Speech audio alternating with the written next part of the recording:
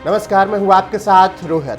हर 5 साल पर पूरी दुनिया की नज़र चीन पर होती है, क्योंकि हर 5 साल पर सत्ताधारी कम्युनिस्ट पार्टी की कांग्रेस की बैठक होती है और उसी में तय होता है कि अगले 5 साल तक चीन की सत्ता पर कौन काबिज होगा और कम्युनिस्ट पार्टी का नेतृत्व कौन करेगा।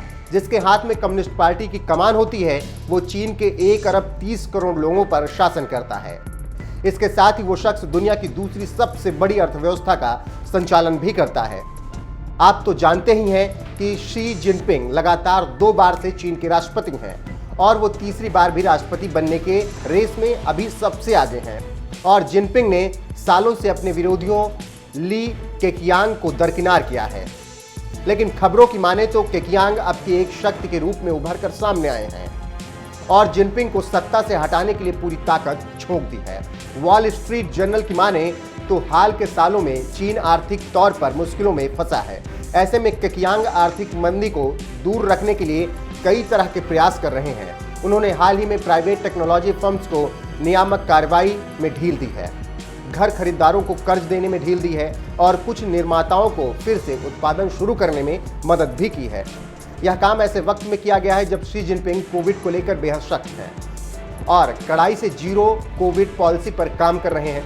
खबरों की माने तो 66 साल के केकियांग का कार्यकाल 1 साल के भीतर खत्म होने को है। ऐसे में वो खुद को राष्ट्रपति पद के लिए तैयार कर रहे हैं।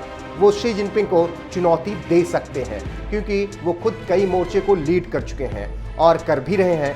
ऐसे में जिनपिंग के खिलाफ आम लोगों में हाल के दिनों में असंतोष बढ़ता गया है, ये देखा जा रहा है। जानकारों का कहना है कि चीन की राजनीति में यह पता लगाना बेहद कठिन है कि केकियांग को कितना समर्थन है, लेकिन फैसले लेने वाले चीनी कम्युनिस्ट पार्टी के टॉप अधिकारियों का मानना है कि जिनपिंग ने आर्थिक विकास को लेकर व्यवहारिक उपायों पर जोर देने के बजाय माओ तुंग की समाजवादी नीति पर अधिक फोकस किया है। वॉल स्ट्रीट जर्नल की माने तो जिनपिंग के दबदबे के कारण चीन में रोजगार और विकास को नुकसान हुआ है। हालांकि इसका मतलब यह नहीं है कि चीन पश्चिमी देशों के साथ जुड़ाव बढ़ाना चाहता है।